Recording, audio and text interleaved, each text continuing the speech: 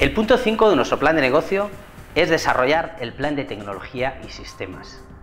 Esto supone explicar muy bien qué tipo de hardware, qué tipo de software, qué tipo de soluciones vamos a utilizar para el desarrollo de nuestro negocio, para el desarrollo tanto del back office como del front office, como de la producción de los bienes y servicios. Es decir, toda nuestra empresa que utiliza tecnología, qué tipo de tecnología vamos a utilizar. Es decir, tenemos que ver si vamos a utilizar software libre, si vamos a utilizar algún tipo de licencias, tenemos que describir qué tipo de hardware vamos a utilizar, mejor dicho, y qué tipo de limitaciones o qué tipo de dependencias podemos tener en el uso de estas tecnologías. Tenemos que hacer un primer análisis de costes y, sobre todo, un análisis de tendencias para ver si lo que estamos utilizando tiene cierto recorrido en el tiempo o no. Por ejemplo, si estamos montando una empresa que utiliza drones para capturar datos, como estamos comentando a lo largo de esta sesión, lo que tenemos que intentar es entender qué software va a ser el que utilicemos en los drones. Si es un software propietario que hemos desarrollado nosotros, que vamos a optimizar nosotros, si es software libre o si estamos adquiriendo software de terceros. En el caso del hardware lo mismo, ya hemos dicho que hay que entender muy bien cómo se van a producir esos drones, dónde los vamos a comprar, etcétera, etcétera. En estos momentos es cuando tenemos que identificar muy bien quiénes pueden ser nuestros socios tecnológicos, es decir, muchas veces somos capaces de desarrollar una idea, pero la limitación la tenemos en el aspecto tecnológico. En este plan de tecnología y sistemas es cuando tenemos que identificar quiénes van a ser, qué tipo de acuerdos vamos a tener con ellos y de alguna forma cómo nos van a limitar las dependencias que podamos tener de ellos en el futuro. El punto sexto es desarrollar el plan de recursos humanos. En este momento es cuando tenemos que identificar qué perfiles profesionales van a colaborar con nosotros, qué modelo de relación vamos a tener con esos perfiles profesionales, cómo los vamos a fidelizar, qué modelo de remuneración vamos a tener con ellos, pero sobre todo y más importante es qué cultura de empresa vamos a tener con el equipo con el que vayamos a trabajar habitualmente. Es muy importante, sobre todo si es una empresa con una base tecnológica importante, que entendamos que en el siglo XXI, en el momento que estamos desarrollando nuestra idea de negocio, las fórmulas de operar de estas empresas tienen unas características determinadas en cuanto a distribución horizontal de tareas, en cuanto a trabajo en equipo y deslocalización de tareas, en cuanto a trabajo internacional y colaboración internacional. En ese momento es cuando tenemos que tener muy clara la distribución de roles. De cara a elaborar un plan de recursos humanos, también es muy importante destacar quiénes son los líderes del proyecto, cuál es el grado de implicación de las personas que están al cargo del mismo. Esto nos va a determinar, en muchos casos incluso, la consecución de la financiación por parte de terceros, por ejemplo, de un capital riesgo, que quiere invertir en este proyecto. Es decir, mira muchísimo quién está a cargo, quiénes son los líderes del proyecto y que hay una buena distribución de roles en el mismo. El punto séptimo implica hacer un análisis jurídico, legal, todas las implicaciones legales que pueda tener nuestro modelo de negocio. Aunque ya lo habremos desarrollado previamente en análisis de entorno para ver si nuestra idea de negocio es viable, es decir, sigue un cumplimiento normativo a nivel nacional o internacional donde se vaya a desarrollar ese modelo de negocio, es importante que en este momento desarrollemos un buen plan de protección industrial, patentes, marcas, que hagamos un buen análisis de la propiedad intelectual, de todos los contenidos, de toda la información que se va a generar, que esté todo perfectamente estructurado y regulado, que estemos cumpliendo el plan normativo y regulatorio. En el ejemplo que estamos tratando hoy de una empresa que fabrica drones y que captura datos, este aspecto es importantísimo porque tendremos por un lado asegurar un cumplimiento normativo y regulatorio, tanto español, europeo como internacional, en cuanto al vuelo de drones, un cumplimiento en cuanto a propiedad intelectual y protección de datos de aquellos datos que vaya capturando nuestro dron y una parte de protección industrial en cuanto a las patentes que podamos asignar al hardware, al dron y en algunos casos al software, aunque hay las dificultades de protección y de patentes del software, a nivel internacional la casuística es muy amplia, ¿no? El hecho del cumplimiento normativo en las diferentes regiones o países hace que surjan nuevas oportunidades de negocio. Es decir, cuando vamos a adaptar la aplicación, en este caso, por ejemplo, de los drones en España, vamos a encontrar diferencias normativas frente a Estados Unidos. Esto va a hacer que surjan nuevas oportunidades de negocio para otros que quieran adaptar regulatoriamente nuestro modelo de negocio a los diferentes países.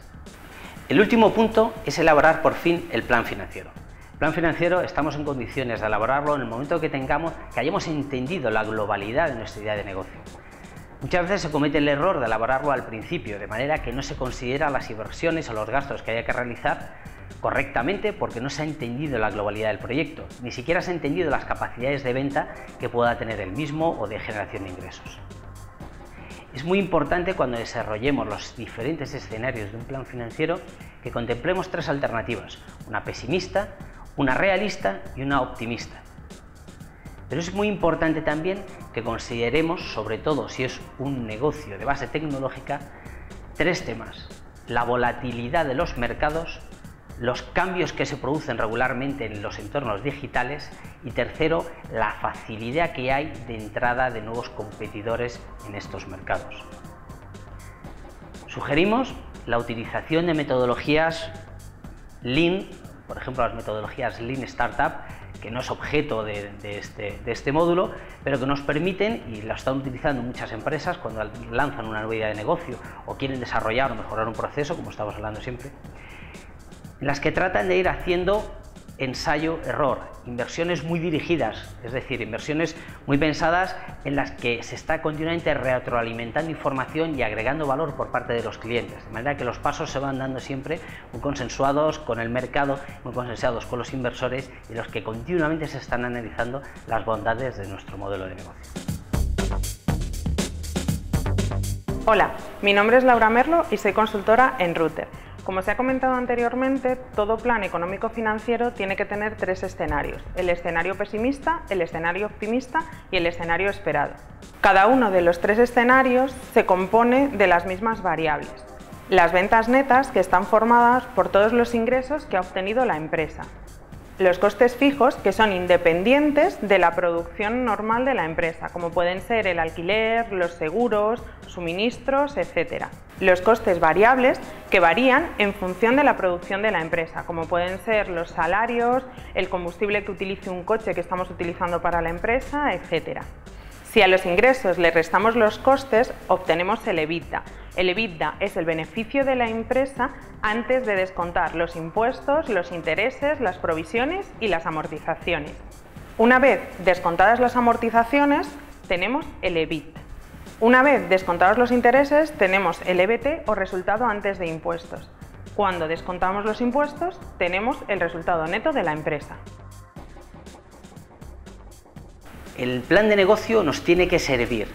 tanto para mejorar o para analizar cómo vamos a mejorar procesos en negocios que ya tenemos establecidos, como para la creación de nuevos. El plan de negocio se resume en estas 8 áreas de análisis, estas 8 áreas que podemos ver aquí, y en las que lo que nos va a permitir es tener una visión global de lo que queremos hacer y cómo lo queremos llevar al mercado. Ya para finalizar, me gustaría mucho insistir cuál es la finalidad del plan de negocio. Nos tiene que servir, por un lado, para explicar cómo podemos mejorar algún proceso actual de nuestro negocio, por ejemplo, aplicando tecnología, o bien nos tiene que permitir explicar cómo queremos desarrollar algún negocio nuevo y ponerlo en el mercado, algún producto o servicio nuevo. Es muy importante que utilicemos estos 8 áreas de análisis, siempre dejando para el final el plan financiero. El plan de negocio nos sirve para buscar financiación, nos sirve para explicar a terceros, a alguien que quiera ayudarnos a desarrollar nuestra idea, a entender muy bien cómo lo queremos hacer. Por eso es muy importante que tratemos de llegar a la máxima profundidad en todas estas 8 áreas de trabajo, en estas 8 áreas de análisis. El plan de negocio es una herramienta que se utiliza habitualmente para la búsqueda de financiación,